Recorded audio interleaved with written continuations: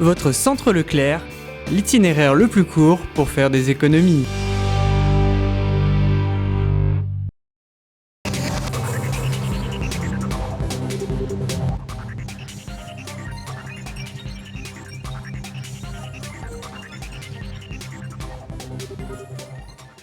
Bonjour et bienvenue sur TV Souston. Le Festival Gascon permet de mettre à l'honneur durant tout un week-end les traditions gasconnes et surtout son patois à travers diverses animations. Un programme alliant ludisme, culture et même spirituel. Regardez. Dans l'église Saint-Pierre de Souston, chaque année, pour le Festival Gascon, la messe dominicale est donnée dans la langue régionale. En aquel temps, de la synagogue de Nazareth, avant la lecture de l'olive d'Isaïe, Jésus déclarait: «Oui, que s'accomplisse aquel troce de l'Escriture que vienes d'entendre». Je prends plaisir à parler gascon parce que c'est une langue qui m'a été apprise par mes grands-parents, mes parents. Je suis d'origine landaise et gasconne, un petit village du Tursan, Buane, voilà, je le signale parce que c'est un joli petit village du Tursan.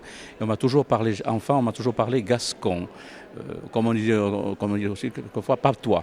Moi je répondais en français quand on me parlait gascon, mais c'est ce gascon que j'ai appris de la part de ma famille, de mes parents et grands-parents. Cette messe classique dans sa forme, à l'exception de la langue utilisée, et pour l'abbé Castet, c'est certains fidèles une manière de renouer avec leurs racines gasconnes. Pour moi, c'est aussi me rappeler aujourd'hui, me relier aux anciens d'autrefois qui nous ont transmis la foi à travers des mots en gascon.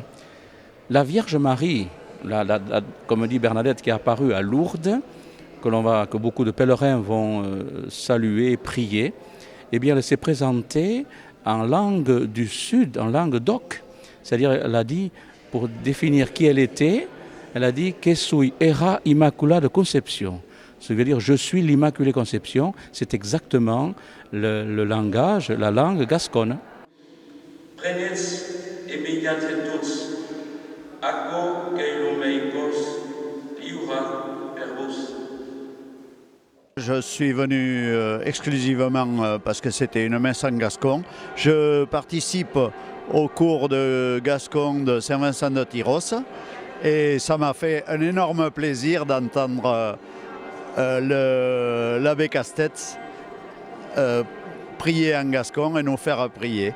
Voilà, c'est un retour à notre langue d'origine et je suis très content de m'y être remis. Je regrette presque de l'avoir abandonné pendant un certain temps.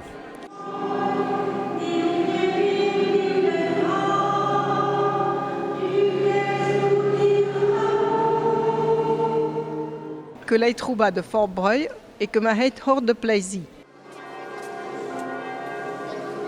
À l'instar de l'illustre ancien championnat d'orthographe des Dico d'or de Bernard Pivot, le Festival Gascon possède également son épreuve de langue écrite. Une épreuve où toutes les caractéristiques si chères à l'école d'antan sont réunies. Maître Bedat enfile sa blouse, silence et interdiction de copier. Le dernier samedi de janvier, le rendez-vous est à la salle Rouchéou pour l'évaluation annuelle et conviviale, la dictée en gascon. Crayons, gommes et feuilles parés, le silence s'instaure, le maître annonce le texte. Arrivats au cap, que descobrirats un village, comme tant d'autres Brasil, à la dernière de l'Elane et au pays Bigné. Alors j'ai choisi aujourd'hui un texte écrit par Amédée Baris, qui est académicien gascon, qui demeure à Bayonne et il écrit des poèmes et des textes, et il a écrit en particulier un recueil de nouvelles qui s'intitule Cabales Slanes de Gascogne. J'ai choisi comme texte de dictée pour aujourd'hui un village tranquille. Et là, il décrit son village natal, j'imagine, quelque part dans le Bas-Armagnac. Si tous les participants comprennent le gascon, tous ne sont pas à l'abri de quelques ratures. J'essaie de choisir un texte qui ne me paraît pas à moi trop difficile. Ce qui les embête en majorité, ce sont les accents. Eh bien, la plupart, ce sont des accents toniques. Ça n'a pas grand-chose à voir avec les accents utilisés dans la langue française. Alors, à part l'accent grave sur le « o », qui permet de dire « o » au lieu de dire « ou », tous les autres accents sont des accents toniques, alors que dans le français, ce n'est pas tout à fait le cas.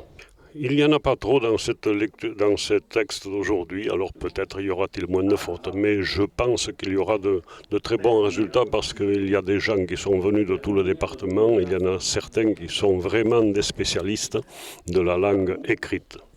Concentration pour certains, entraide pour d'autres. À la relecture, les avis sont partagés. Pour moi, ça s'est à peu près bien passé. J'ai un petit peu l'habitude, ça doit faire une dizaine d'années que je fais la dictée, donc ça va, je suis un peu habituée. Oh, alors là, j'attends le verdict des professionnels, mais pas bien. Je pense que est bonne, avec quelques fautes. Les accents, c'est compliqué. Voilà, et puis des fois c'est dit d'une façon et on croit que du coup on se trompe. J'ai mis un accent à espicierie alors qu'il n'y en a pas. J'ai mis la spaghetti ou dan qu'on lui donne au lieu que nous lui donnons. Faute d'oreille, quelques petites fautes. Le B et le V en mélange. De toute façon, le tout c'est de participer. Mais une chose est sûre, le gascon rassemble les générations. Ça nous permet de voir comment s'écrivent certains mots, on rencontre plein d'autres personnes et c'est pour le bac, pour les points. Et aussi parce que mes grands-parents ils parlent occitan et j'aimerais bien apprendre la langue de notre village. La langue du village, des grands-parents, que Coralie a décidé de mettre en chanson avec le groupe La Maison d'à côté. On commence à avoir un bon répertoire en gascon, puisque je travaille à mettre en musique le recueil de poèmes Punts d'interrogation de Michael Baris.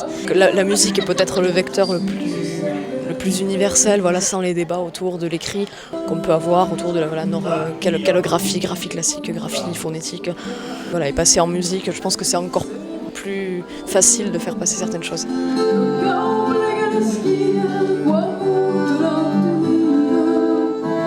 Cette dictée gasconne s'est donc terminée sur une note de convivialité et de poésie. Voilà, cette édition est maintenant terminée. Je vous retrouve mercredi prochain pour une nouvelle édition de TV Souston, votre télévision locale. Je vous souhaite en attendant de passer une excellente semaine.